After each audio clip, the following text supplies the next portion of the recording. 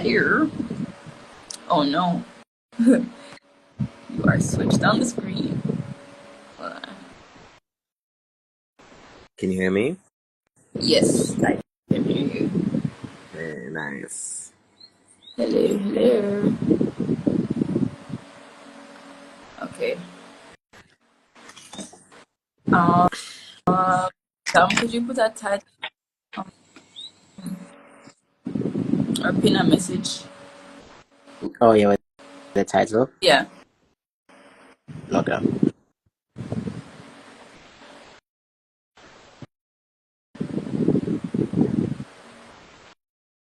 And we can just like wait about 2 minutes for persons to come in.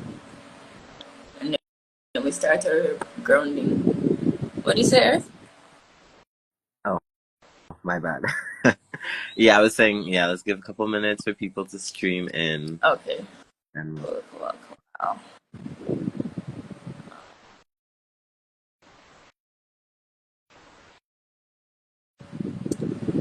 Earth is having connection issues. Hi, Tay. Hi, Rashid. Jadiel. Earth, you hearing me?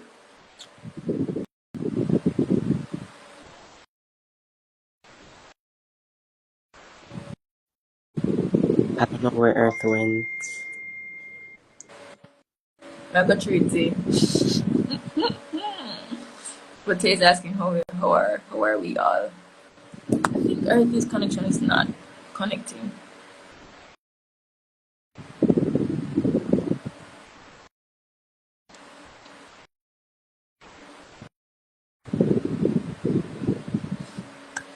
Guess it's the 2 or 3 minutes that we're gonna be. Oh, okay.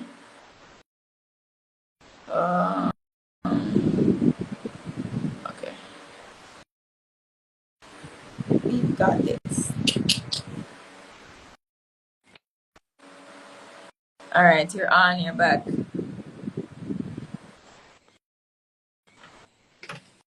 Hello.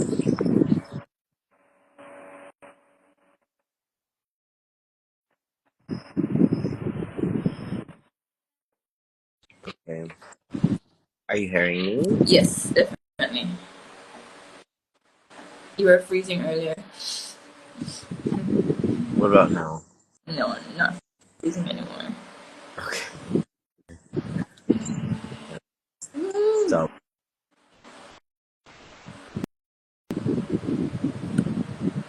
You're frozen again.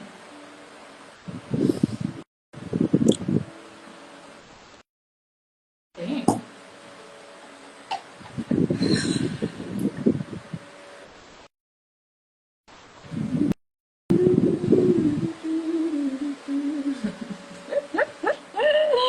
Thanks.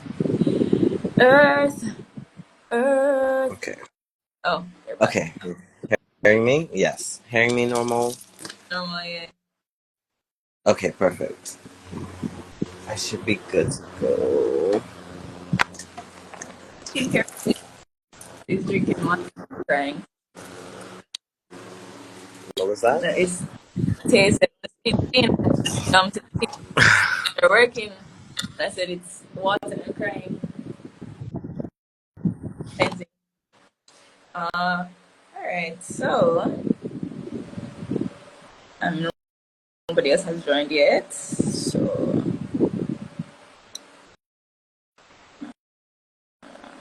all right. Hello, everyone. Hello, all.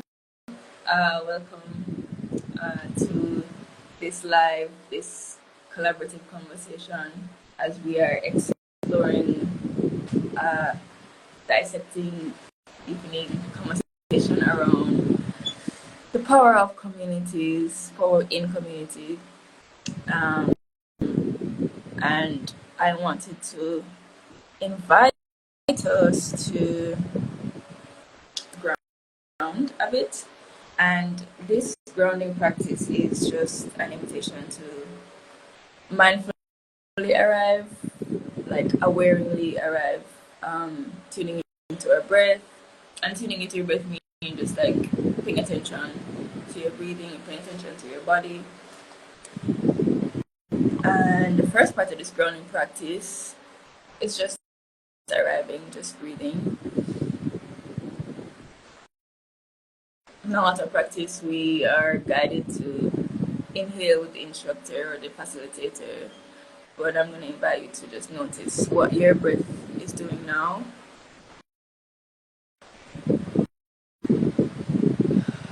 And noticing if you were breathing before, just noticing what it would feel like to come to a deep breath or a shallow breath.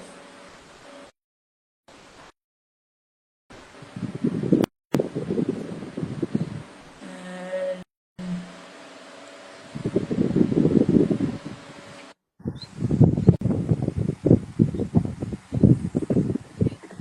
it's like it fills your tummy,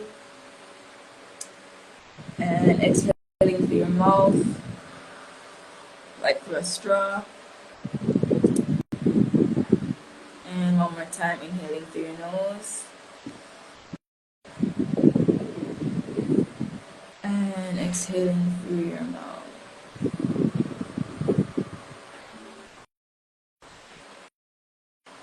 And next, I'm going to invite you to take the tips of your fingers. We're going to do some tapping. It's an emotional freedom technique called tapping. And we're going to start at the eyebrows. And inviting that same inhaling and exhaling.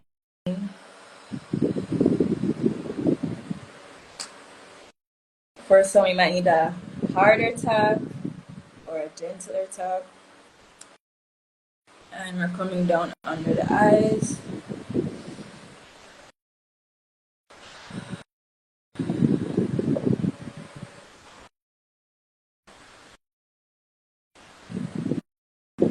Just above the lip, under your nose.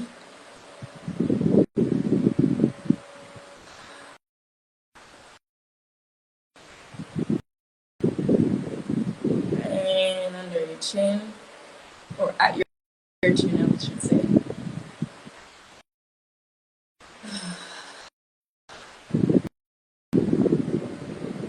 And coming on under your armpits, making space in the body, waking up the body, arriving to be receptive to this conversation, to be curious about this conversation.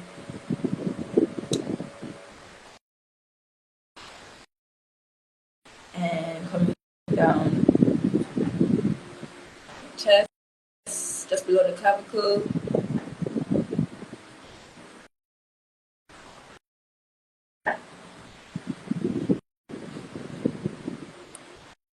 Coming to the back of your neck.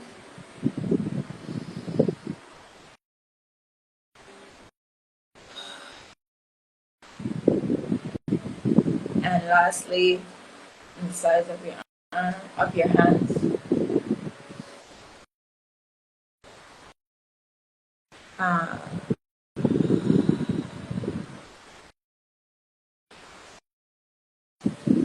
And bringing that to a close. And just focusing on that inhale. And exhaling. One last time. Inhaling.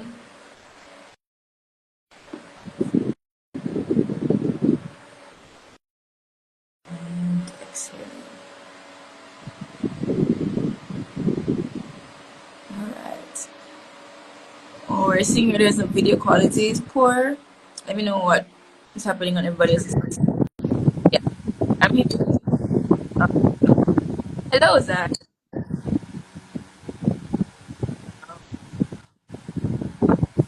Oh, how about it now? Today and quality line now. Hearing properly. What about the quality of the video?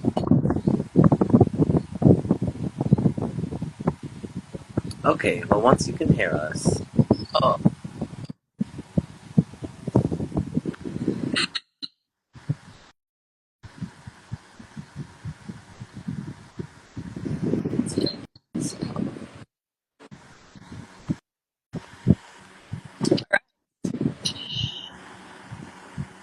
take it away.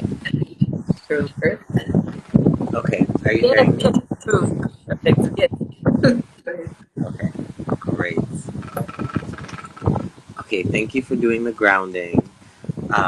So we can start by introducing ourselves. Shall I go first? Yeah. Okay, hi everyone. So glad for all of you who could tune in. My name is Earth. My pronouns are they, them, and I'll be speaking, I guess, from the Sugarcane Collective.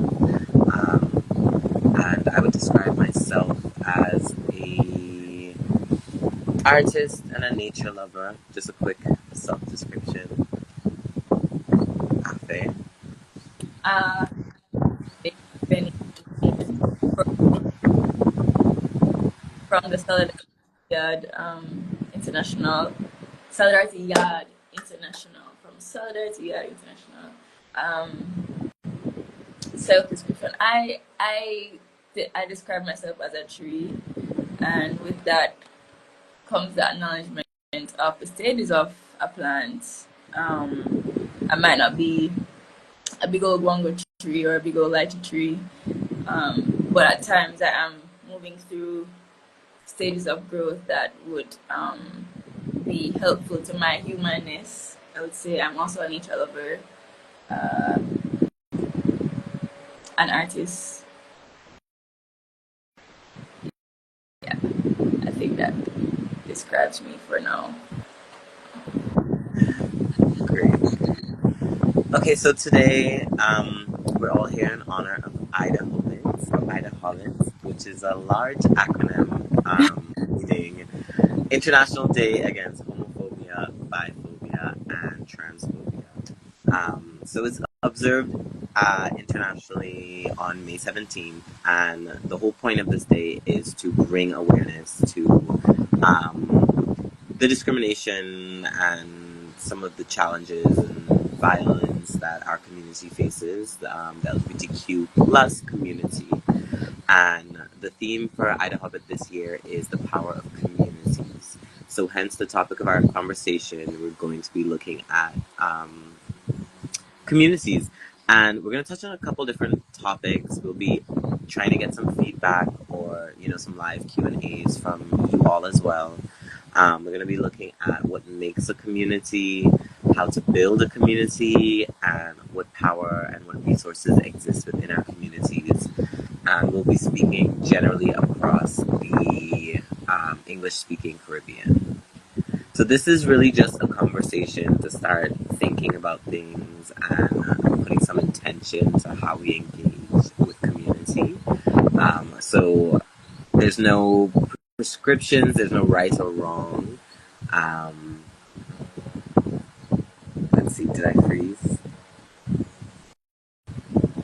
Oh, okay. Well, yeah. So let's get into it.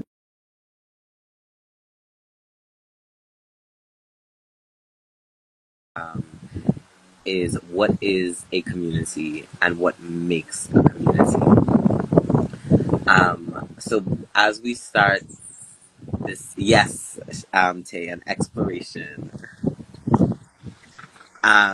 So starting with that exploration, I think we can start at a very basic definition and then get into it from there.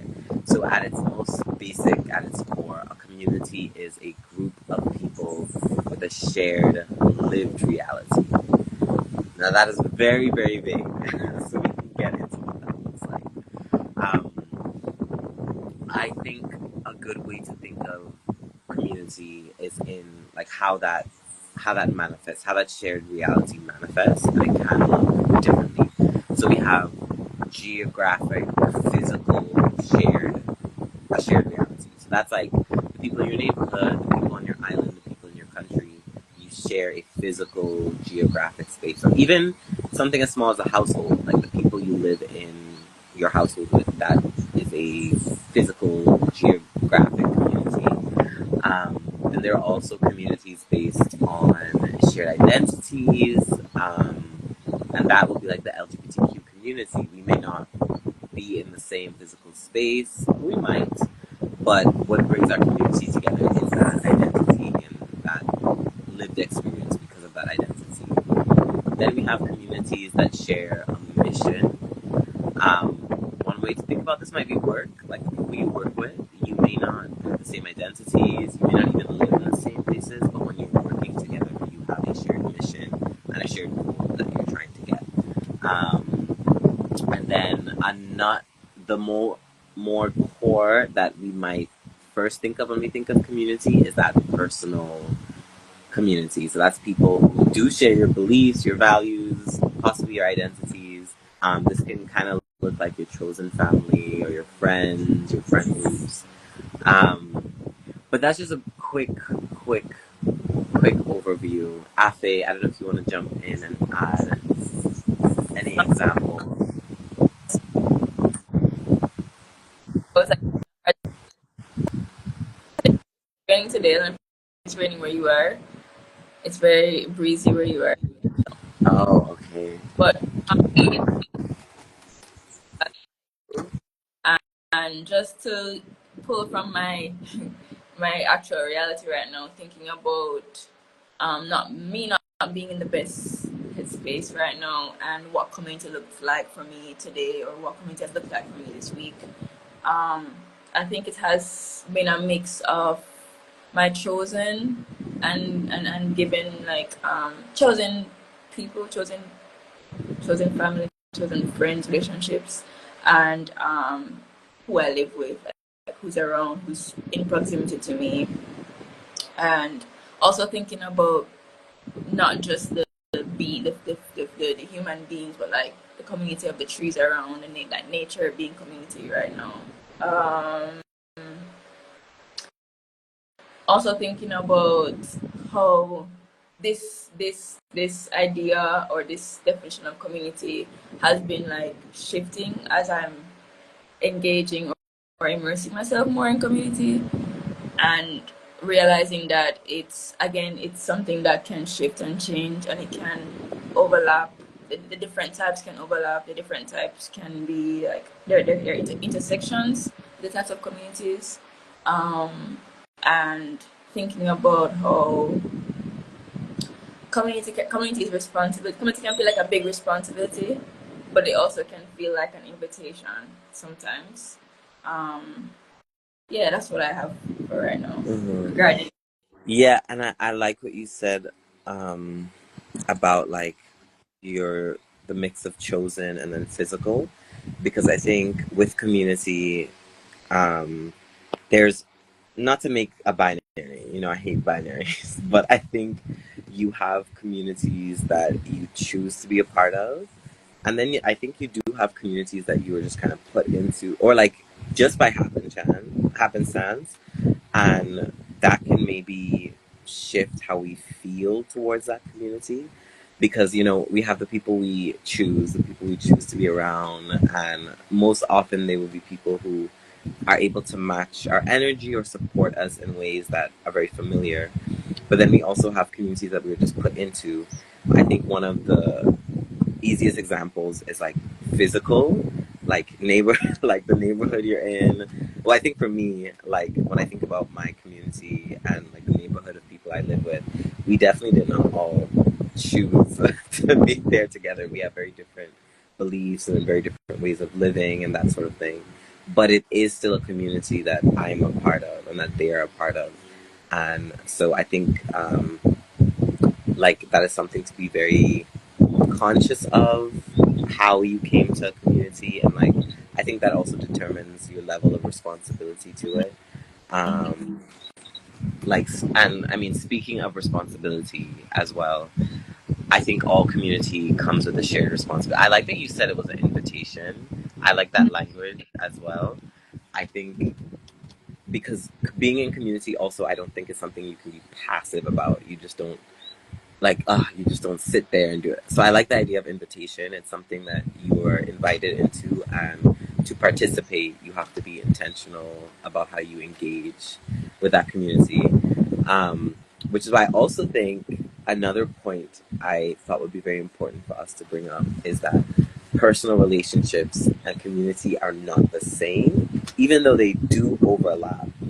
And when I was talking about the different kinds of communities we have, I did mention the personal community, so like chosen people, chosen friends, support system, that sort of thing. And that is a kind of community, but that is not all community. And when we're thinking of like the responsibilities we share, it's important to remember we might not, and I guess I can use work. Work is probably the easiest example for people because, capitalism has us in a chokehold.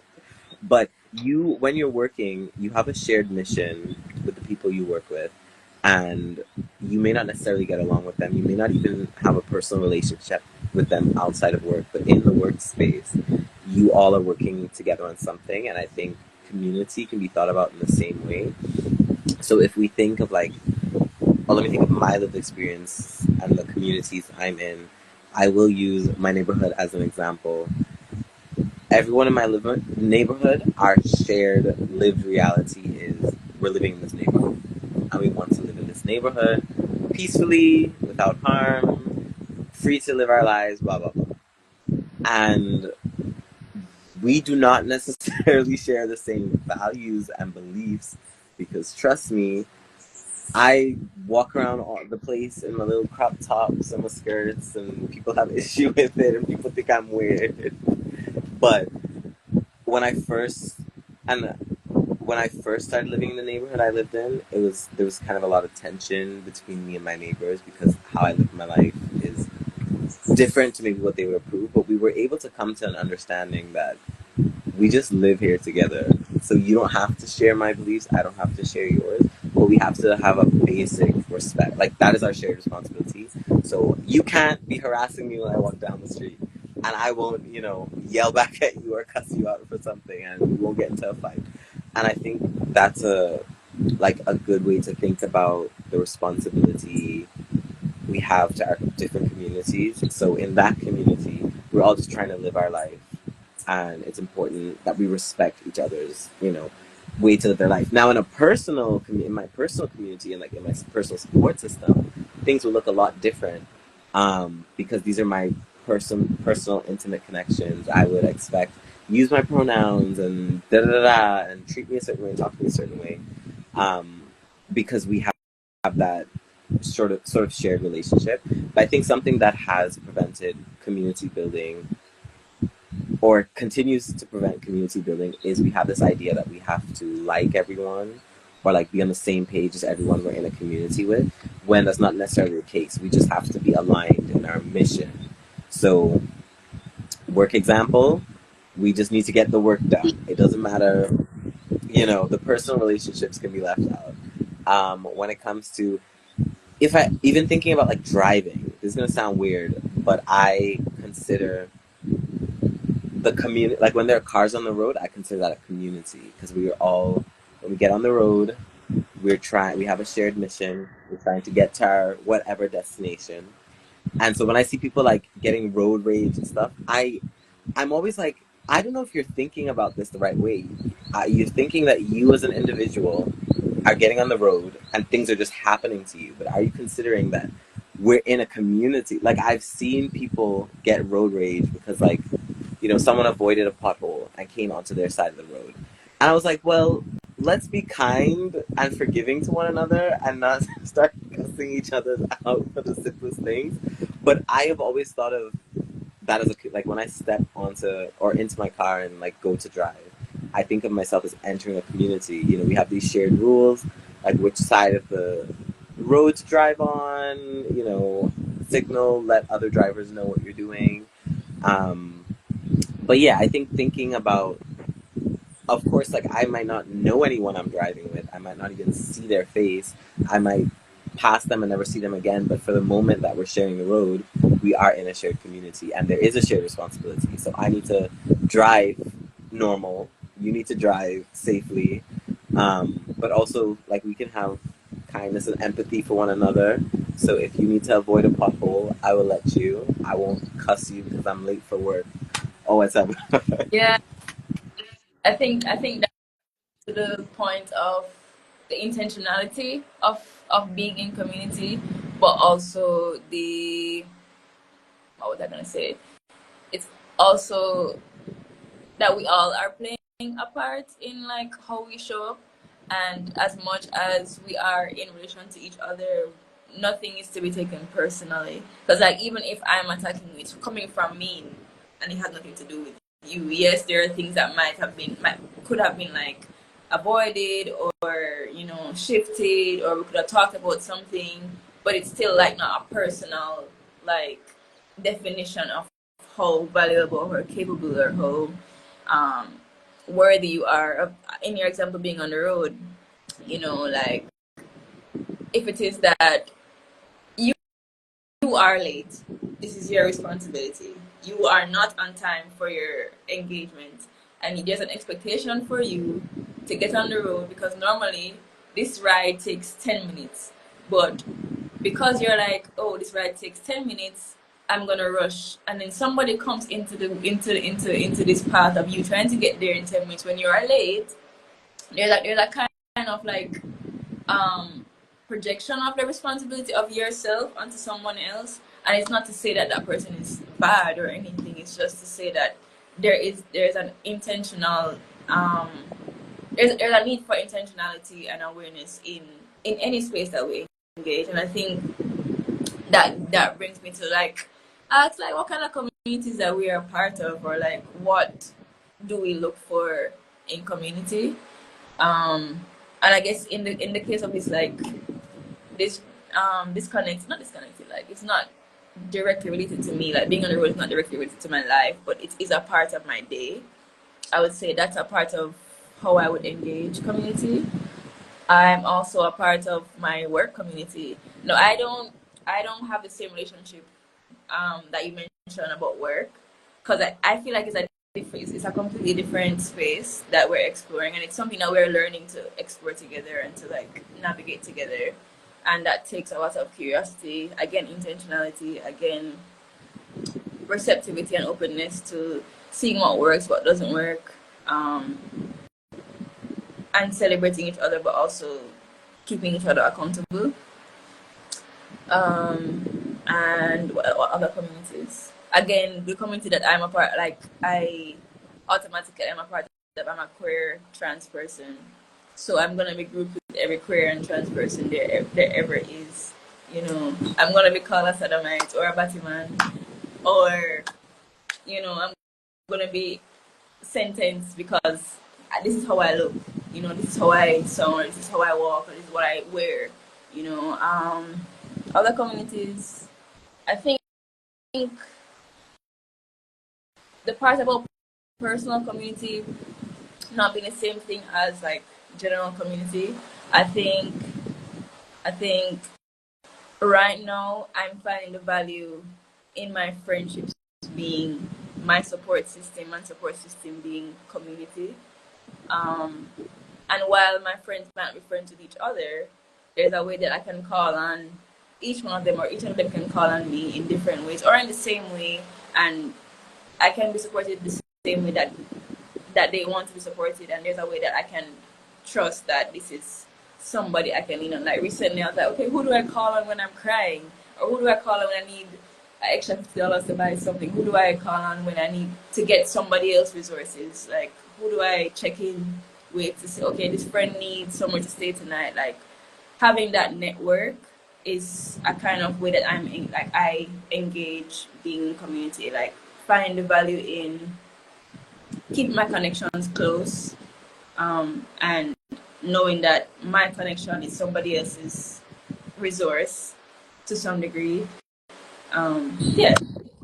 Yeah, that makes sense. So, and actually, in speaking of like the different communities you're part of and what you look for in them, what also would you say are the different responsibilities that well you have to the communities you're in, but also that those communities have to you? Um, I think I'm gonna draw on solidarity one more time. a community agreement to approach things with curiosity rather than certainty, and embracing discomfort as a way to grow and learn, grow towards bravery, right? And I'm thinking about the ways that me have feelings about things. Me have so many feelings. Like there are certain things that come up for me when I'm like engaging organizations or engaging like I'm at an event where people like me are around, or I'm at an event where just generally people are. Um, I think about the ways that I can stay curious because I don't know everything. I'm not always right, and I'm not always in the right. I might step on somebody else's toes, and so I'm curious about the ways that I can shift and change. I also look for, as Tay is saying, look for softness, awareness, care, respect, intentionality, honesty, all of the agreements. I specifically look for softness because I'm a little gentle guy. I need the softness. I know hardness. I know harm. I know pow. Like let's just be really marshmallow and cotton together. Um, and realizing that if I'm in community with somebody who doesn't know how to be soft, it's okay to a point. It's okay because again, they're also receptive to learning how to be soft. I would imagine, or learning to receive softness, or learning to learn what it means to be soft with each other. Um, responsibility. I think one of the biggest responsibility is to be communicative, and I'm drawing on that because I have had a hard time communicating when something is going on. Like communicating if something feels off, communicating if something needs to shift, communicating if there's a need, um, and find the ways that persons can receive my communication, find the best avenue, find the best channel, so that I'm heard or so that the message is brought across. What about you? Yeah, I think I like what Tay put in the comments. I think intentionality, honesty. Honesty is like my biggest thing. Don't, because I feel like honesty allows both of us to have agency to make decisions. If you communicate and you're honest with me about like your intentions or what it is, like then I have the agency to also make the decisions I need. Um, but yeah, I think being in community is a practice, and that's something we've talked about. Like, it's not a passive experience. It's not just something that just kind of happens. Now, a lot of people may treat it that way, but I think it is important, and we're also allowed to like have boundaries or the agency to put boundaries in place where we need it to be if we realize we're in community with people who are practicing it with us, because it takes multiple people. That's the whole point. If you're in a community and you're the only one practicing community, then you're not actually in community. And so for me, I think a part of that practice is, yes, communication and honesty, because what I mentioned earlier as well about how you don't have to be personally involved with someone or like friends with someone to be in community with them. When you're practicing being in community, once you have that honesty and that communication, you should be able to work through whatever arrangements you. No, Earth. I think we have you back. Hello, are you hearing me? Oh, okay. That was so strange.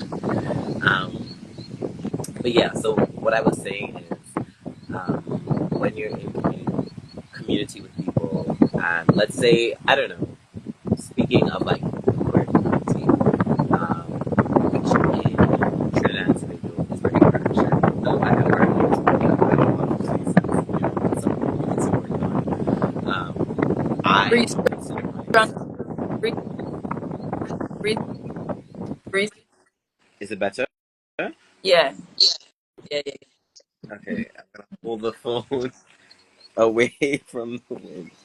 Um, yeah. So being in community with someone can look like, hey, we are in the queer community and we go to all the same places and we will see each other a lot, but we don't.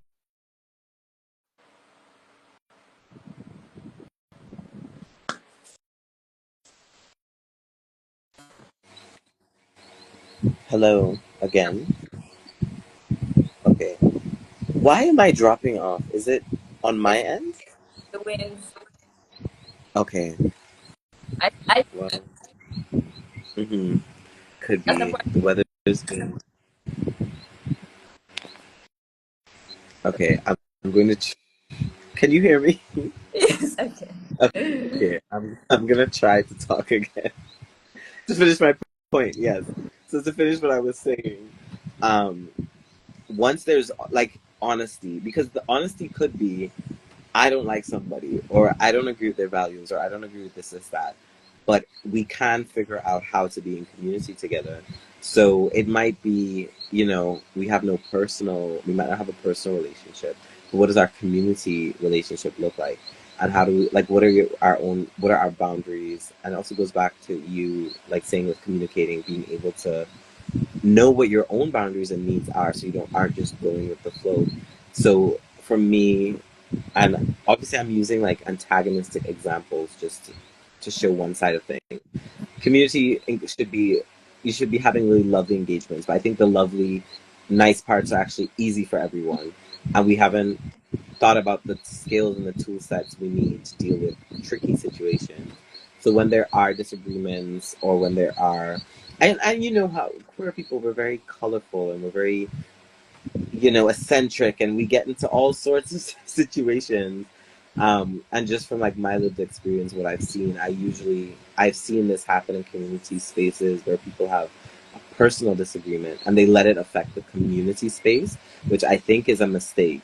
And I think that's why it's important to think about community spaces as different from personal.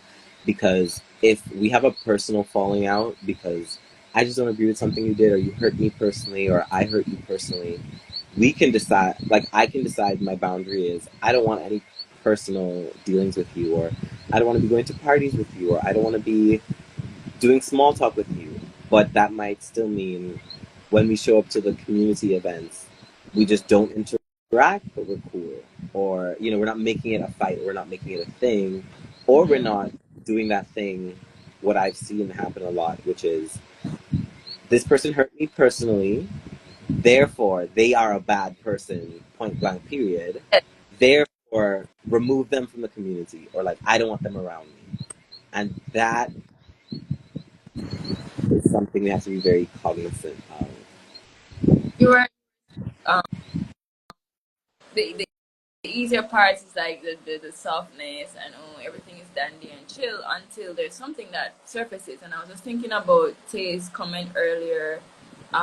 What do we look for in communities is being in community with people who want to be in community, and want to be in community looks like I'm ready for things to show up and I'm receptive, or I am aware that things will come up. I'm aware that we're all coming from different lived realities. We're all coming from, oh,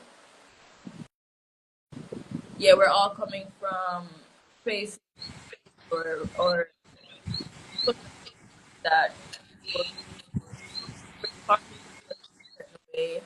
And thinking about the queer community and how there are other intersections with having experienced a lot of trauma, a lot of harm, and also the the trauma of existing in society and knowing that there's a lot of pressure to conform, or pressure to not be visible, or pressure to not be yourself, or pressure because there's a lot of things that are withheld from us, like the discrimination against us. Um, and there's that kind of position that we are in, that we expect to be attacked, we expect to be harmed. And I think, as Tay was just saying, like, we are defensive in this industry world, and possibly bring it to our relationships as well. And I feel like there's like the awareness that this is something that will show up. Like, we know that this is something that we experience or have experienced. So carrying it into the space to like, okay, so if you don't like something that I'm saying, there's a feeling that um there's a feeling that, as I said, the person is a bad person or the person doesn't care, as opposed to, oh, that really rubbed me the wrong way, and thinking about the fact that it might not have been an intentional like jab, you know. So he said, okay, and we will also have to acknowledge that sometimes folks can do hurt to multiple people, and how do we ensure they address their behaviors versus harming more folks?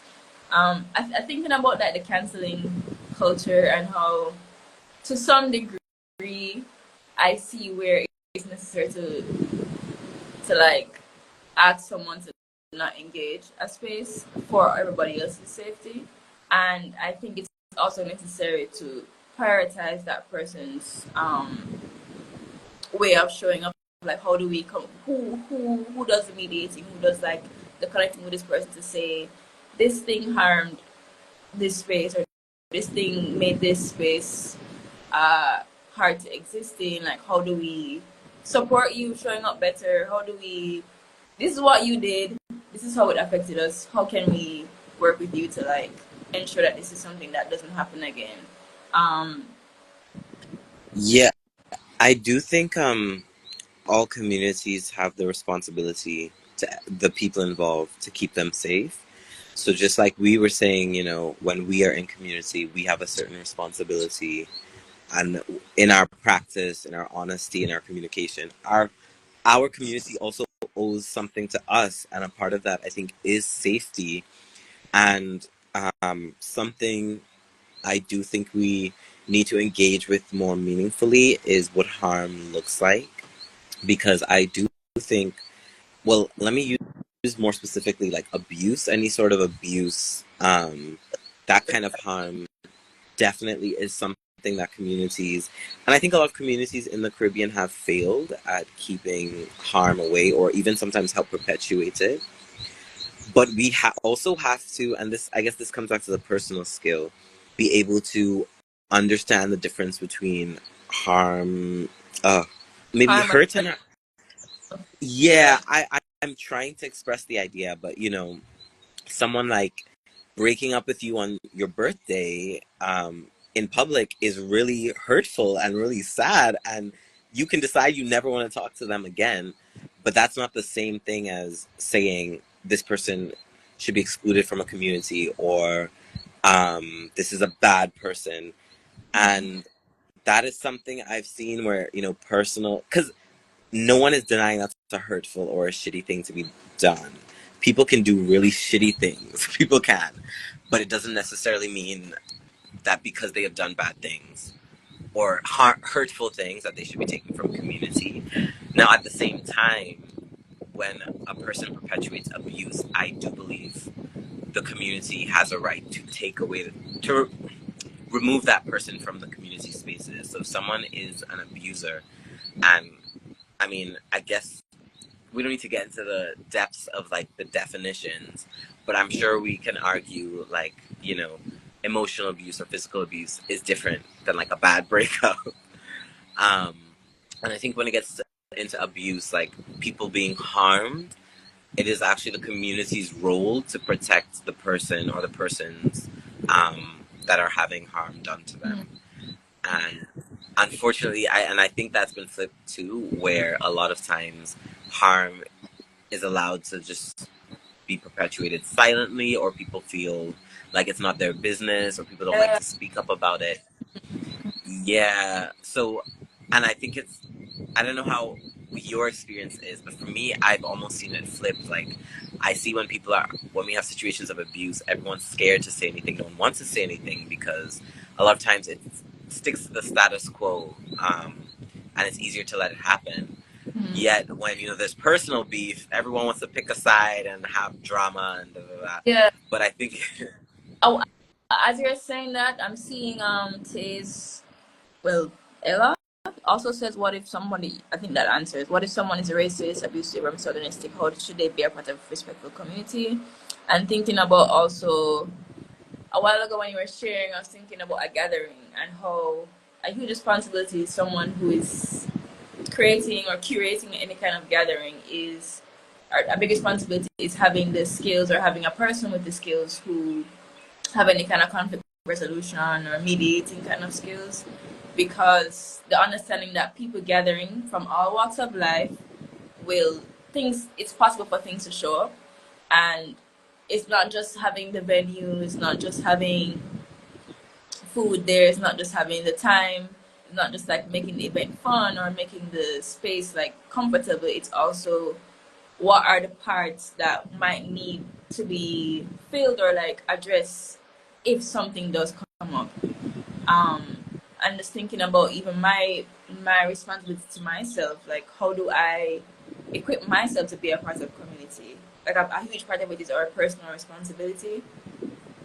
And I was just thinking about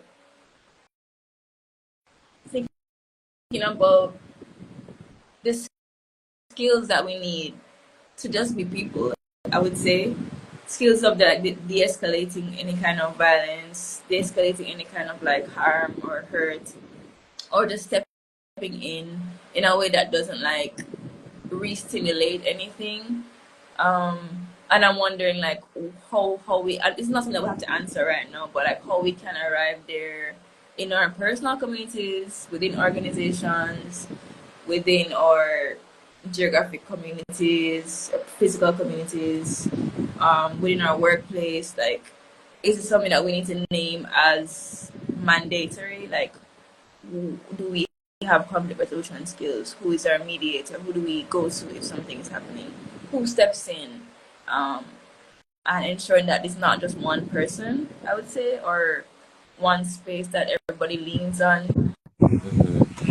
Yeah, Um, I do think. but Yeah, I do think. Like the same. Yes, the same skills we need just to be people moving through the world are the skills we should develop to be in community. And I do think these are skills that honestly we should be acquainted with early on in life. However, that I just don't think is the case for most of us because of all the collective trauma, all the communities we're in carry. A lot of us have not been given the skill. Like, yeah, unfortunately, yeah, as adults, we honestly shouldn't even have to be figuring out like how to be open and honest and communicating. we We are. should be learning that.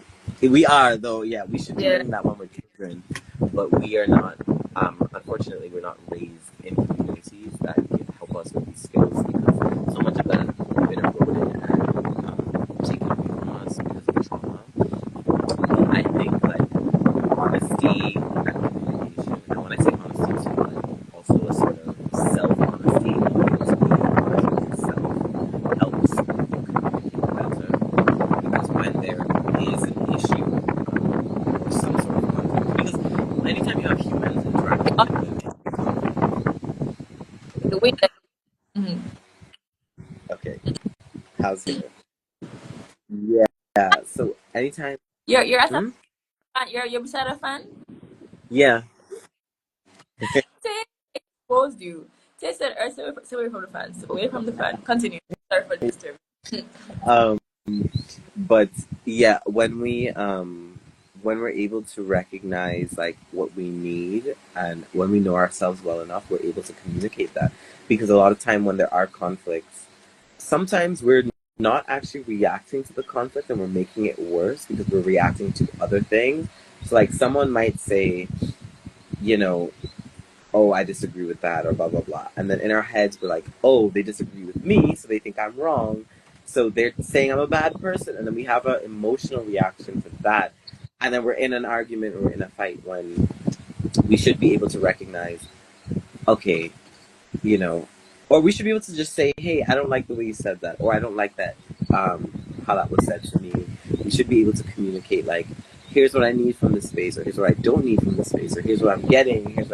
These are things we should be able to communicate because when we're in moments of conflict, I mean, I argue the biggest issue with conflict is miscommunication because, I mean, sometimes the conflict can just be like, sometimes two people should just not hang out, right? Or should just not. and that can be okay. But sometimes those two people don't have the honesty to be able to say, you know what, I don't think I like you and I don't want to spend time with you. And that can be and like I'm using the most extreme examples, but that can be a resolution in itself. Like people being able to say, huh, okay, I guess we don't get along. But instead, what ends up happening is we are trying to force ourselves to fit or force someone else to fit, and not recognizing. We're thinking that we're responsible. Yeah, yeah. So I think it goes back to that.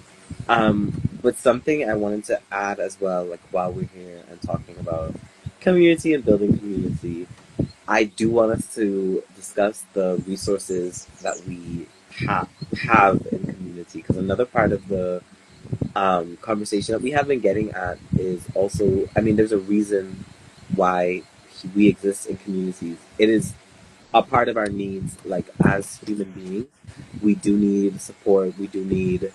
Um, we need to do things together. That's like why civilization and society exists, and this is why we gather and we network and we live in families, because we have this big need for community. Um, and something I had mentioned earlier is, yes, a lot of our communities have a lot of trauma or have like a lot of we're not we I think it's safe to say we're not necessarily getting everything we need from our communities. I think a lot of us are lacking, and so I guess now we can start to talk about what are we lacking, Mm-hmm. or what Yeah. are, or and what do we have already, and or what do we have but we're not using in our communities. Um, I think like on that note, looking at Ella, I hope it's Ella, and Tay's comment about recognizing this that it's necessary to have these space holding and mediating skills in any space, just generally any space. I'm thinking about how we can outsource, like say for example, if we're having a sort of gathering, having someone there who is a healthcare professional, or having someone there who can hold the space, having someone or some group of persons there who can um, respond to anything that might show up. I'm just thinking about how it's important for, what was I saying? Okay, so bringing in permaculture, and permaculture is something that we practice here at Solidarity on our farm. It's, let me get my notes. It's a way, it's a system that explores sustainable ways of like being in connection with nature and being in connection with the systems that work in nature. So it's kind of like observing nature to see how things might work. And three of the core ethics of permaculture is are earth care, people care, and fair share. And fair share, thinking about how there are enough. I feel like there are enough resources to go around, but it's the way that we share it. It's who we ensure that has resources. Thinking about the spaces that might need more of this resource, and thinking about how um as they say, like skills, knowledge, books, research, food, housing, um, having a diploma in something, uh, thinking about those things as resources, thinking about having an extra room as a resource, thinking about having extra fridge space, or having a car, like carpooling, thinking about the ways that we can show up for persons who might not on a regular day have the conveniences or the comfort to like navigate life. Um, this is, as long as they're billionaires, we have resources to go around, and it's being hoarded. True, true. Ella says value and work on peace, keeping when peace is here. So when conflict comes, the tool is already practiced. Okay, I think that's something from earlier, thinking about the importance of having circles and elder council. If you could clarify that. I'm not sure if I'm answering that question though. Care is a resource. Thinking about persons who have, like, there's a way that our resource right now is having started the healing work to realize that, oh, I'm aware that this is something that has affected me, and I've put in the work to be able to start the first steps to conflict resolution or any kind of repair. So thinking about care and also thinking about having some kind of healing practice as a resource. What about you?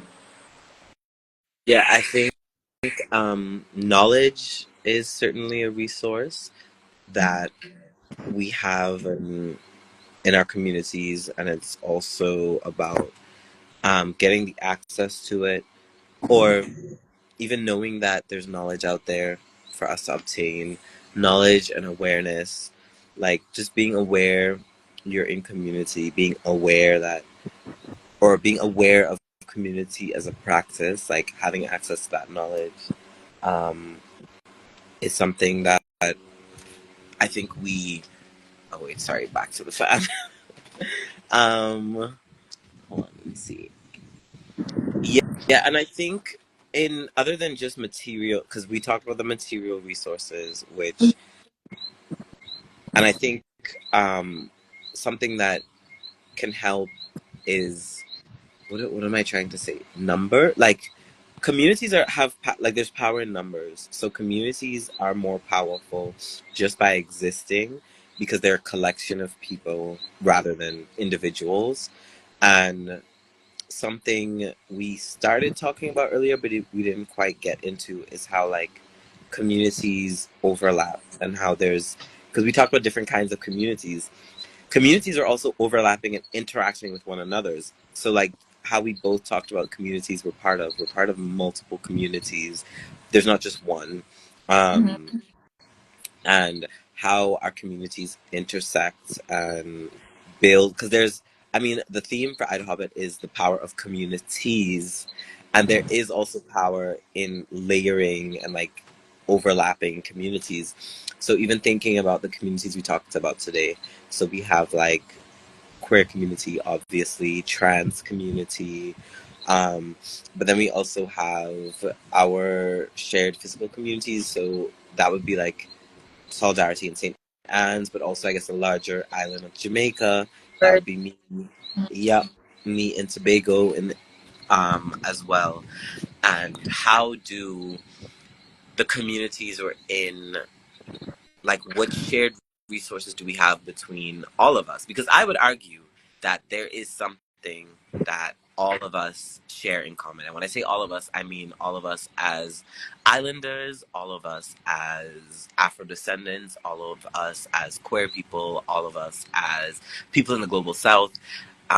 All these communities, we are just trying to live freely, Mm-hmm. safely, so that we can express ourselves. And how is that something we can achieve? And I think the same thing on our level.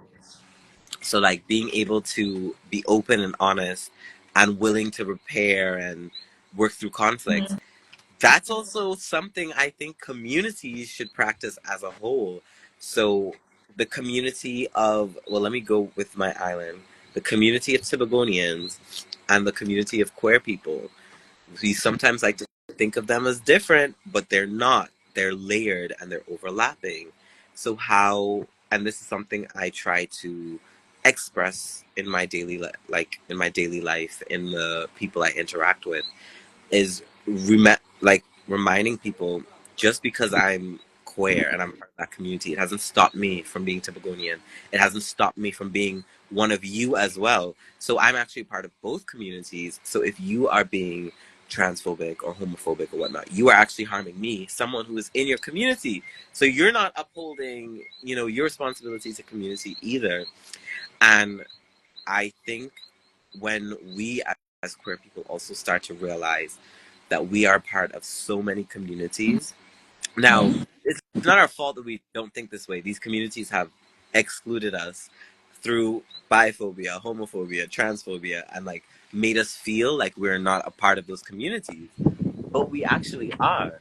And if we start to think about it in that way, I think that can help orient us a bit better if we think about it as I am a queer person. So, that's my community. I'm also a Tibetan. I'm also a Caribbean islander. So these communities have a responsibility to me. And they're actually violating that responsibility through transphobia and biphobia and homophobia. And it's not a failing that, we as queer people, we're not on the outside. We're not excluded. We're being made to feel that way, but that's not the actual reality. Yeah. I think as you're talking about exclusion, I think because our communities overlap, so my neighbor might not be a queer person. I don't know anything about my neighbor, but my neighbor might not be a queer person, and the responsibility I would think that a neighbor has to me as a human is honoring my humanity and vice versa. And I was thinking about how, if since the beginning of the life I was thinking about this point, but if something were to happen, like a natural disaster, to say the least, and say hurricane, and we are aware that John's house is flooding right now. Like, we are definitely aware. There's a way that we've learned to like engage in community where we would step in, or either like say, okay, this isn't my business. Poor John. I don't want to go over to John's house because I don't know anything about John. But the responsibility we have to community in this scenario is, our life is valuable, and if it is that John needs some help, like some newspaper or something, I can go over there and drop the newspaper. I don't need to stop the flooding. I can just drop off some newspaper, or newspaper is very random. Thinking about how, if it is that I have a little bit more than enough, what does not wasting that extra look like? Like, if I have an extra shoe, or if I have extra food that I know is going that might go to waste because I can't eat all of this. Like, what does that look like to share those kind of resources? And I'm also thinking about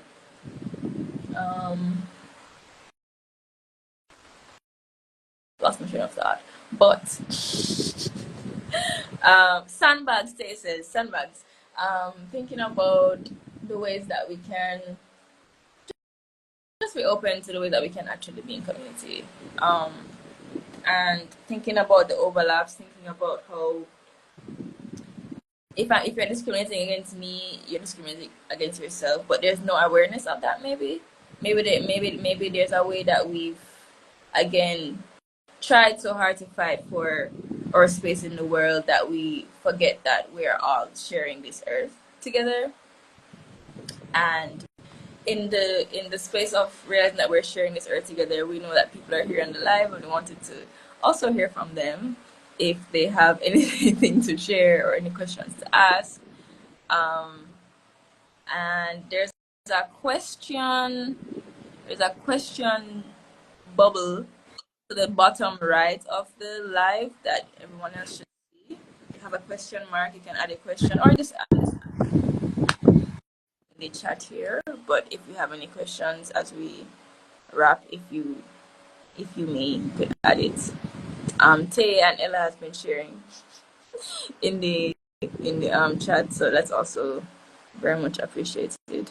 And if there's anything that you want us to go back to that you also wrote earlier, I invite you to add your questions, or any comments. It doesn't have to be a question. And we would read it. If we can't answer it, we'll also be very transparent about that. Yes, we love yappers, you know. Yappers make a conversation work. That's community right there. The yapping. We don't have any questions. Hello, welcome. We're just inviting folks to add any questions or any comments. If you're just joining us, you might have a question. Could be relevant.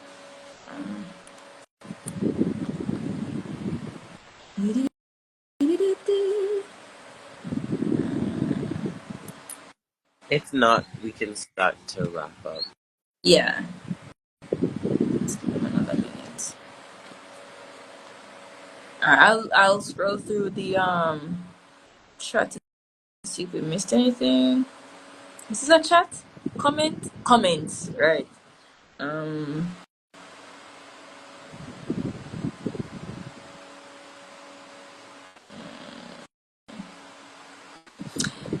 Tay had said if I don't like something, it's mine to hold. I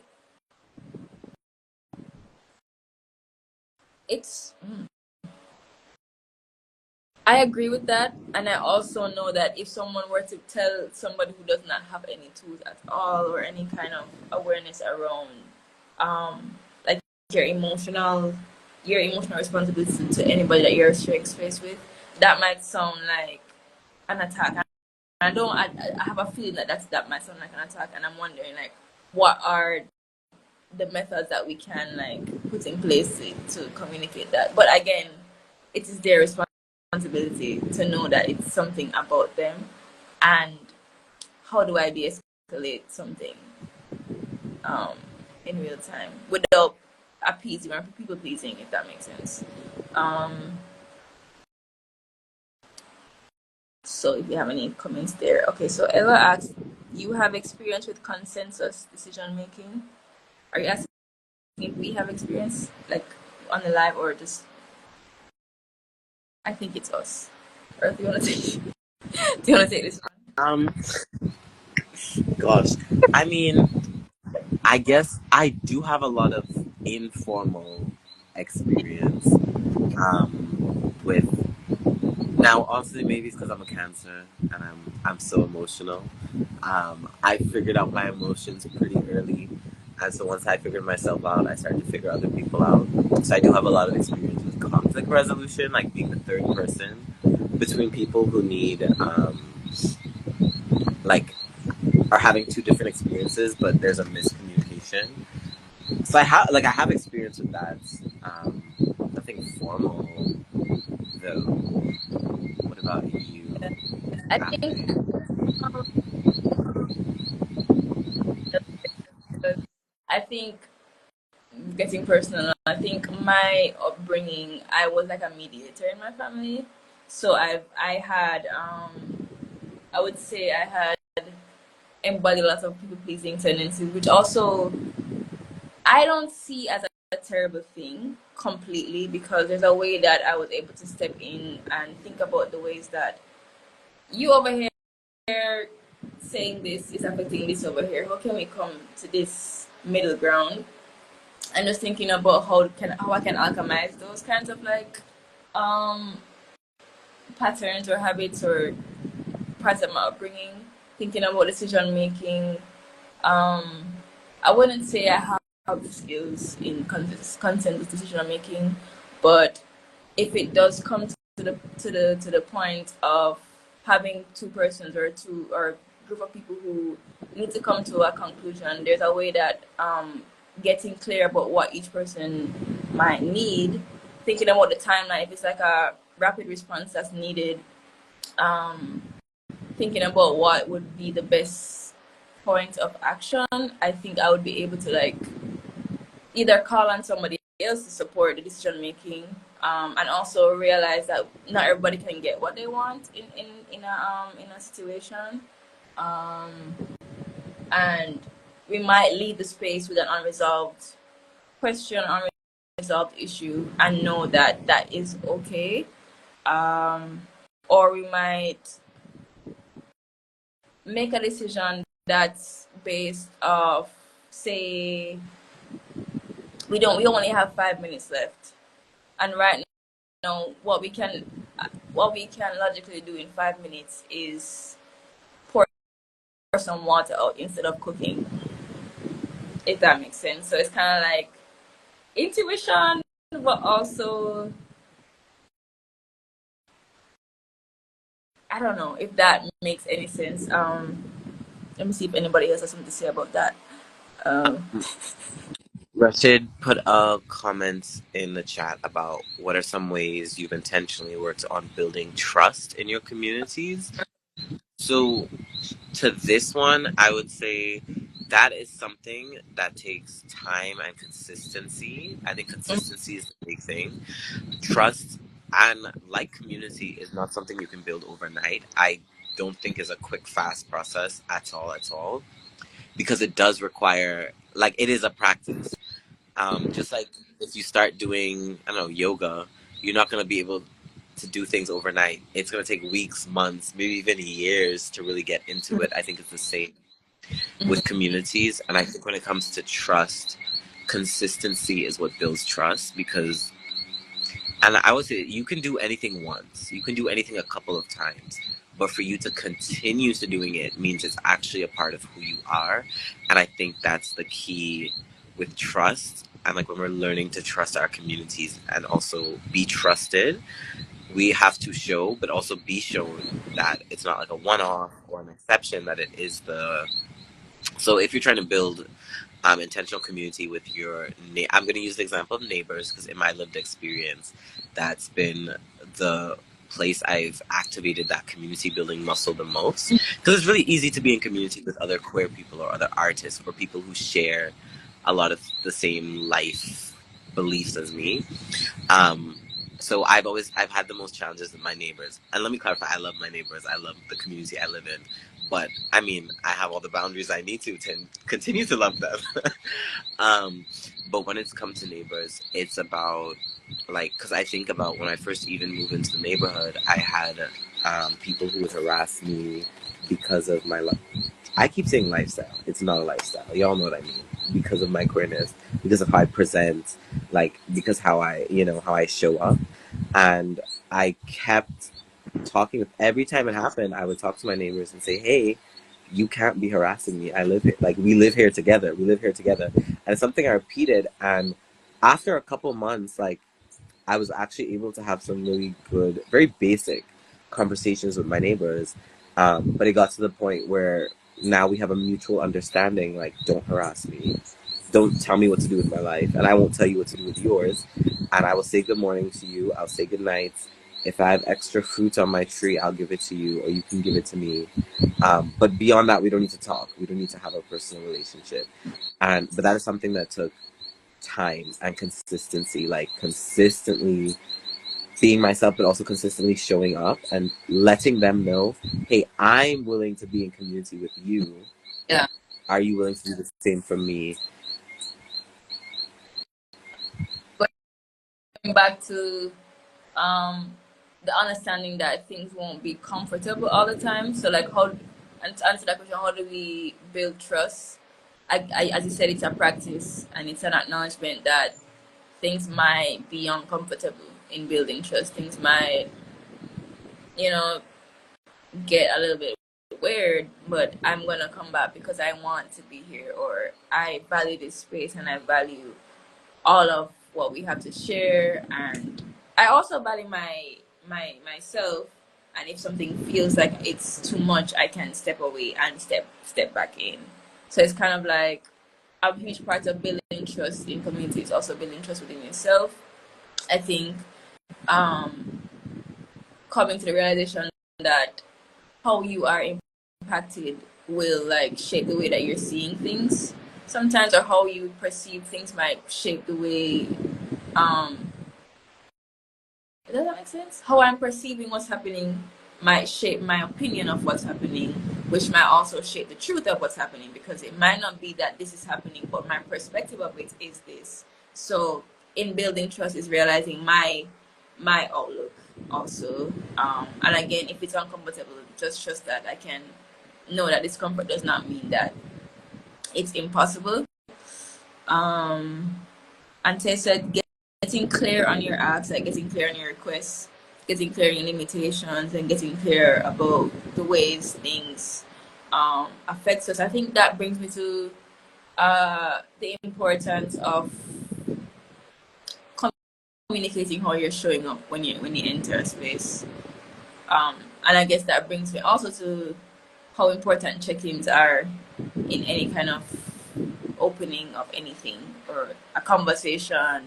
Like, if it is that I'm reaching out for resources or like help for someone else, check in if it's a good time. to ask for this, and it not meaning that, or you don't want help, or you not be available.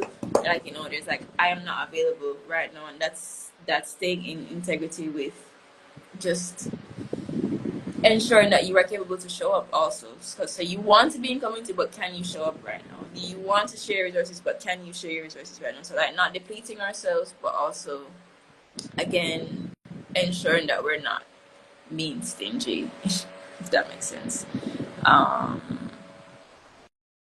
Yeah, yeah. And discomfort isn't like, you want to poop and you feel it's not there yet, but you're like, but it goes in, if it goes, rest of it come out. So that's why.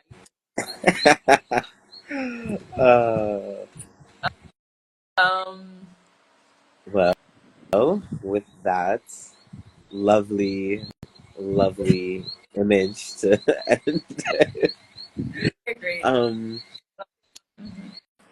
yeah, thank you, those of you who came out. This was really, I mean, this was really just a starter conversation. Similarly, as we were talking about with community, this is a practice. So hopefully we can continue to have these conversations over and over consistently, and to engage people in our community, because there's also a community that all of us here on this live right now share in and are part of. Um, and so to keep having these conversations consistently and try to be more intentional about how we engage in community. So hopefully, we're all leaving here feeling at least a bit more aware and intentional about how we engage in our own communities.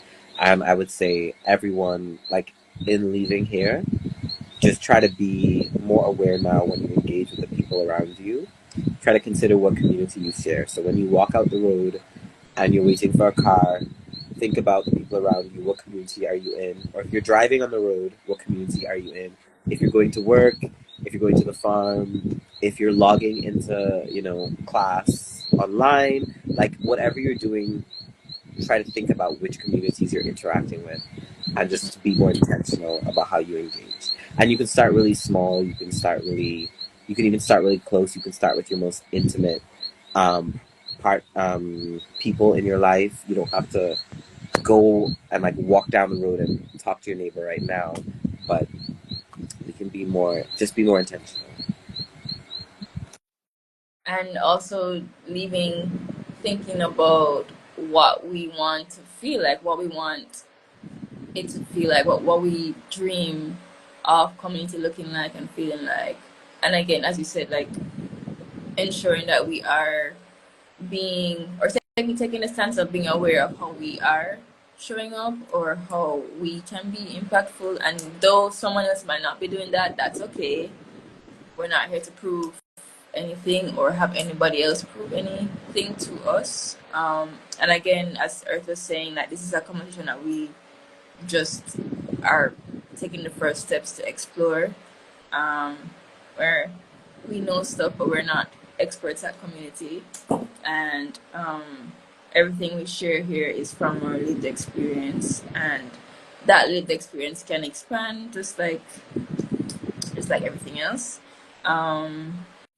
What else was I going to say? Thank you for joining us. Thank you for sharing. Thank you for everyone who came in and also, you know, left or just listened for 2 seconds or accidentally came in. That's also appreciated. Yeah, so just like we opened, I'm gonna invite us to again pause or just like tune into our breath. We mentioned a lot of what I felt like I would have wanted to like talk about was shared, was talked about, was listened to, was addressed. And while we might not be able to get to everything, there's a way that understanding that there's an abundance of time, as much as it feels like it's urgent to like get everything fixed now because there's just so much happening. Just thinking about once there's a step to open up something, there's more opportunity for this to happen. So we are again arriving at feeling what the breath feels like, what your body's doing. Maybe this talk of community maybe got you a little bit like activated, or maybe this space made you a little bit more relaxed. And feeling what it feels like to breathe in through the nose, and feeling your tummy, and exhaling. Inhaling and exhaling. Inhaling, bringing your arms to the top, and exhaling, allowing them to fall. Once more, inhaling, bringing your arms to the top. Holding, holding, holding. Thinking about all we talked about, thinking about all we wanted to talk about, thinking about our needs, thinking about the power in communities, and exhaling. Thank you for joining us, everyone. Do come again when there's another one. Bye bye now. Dun, dun, dun, dun, dun. Woo. Everybody, go away.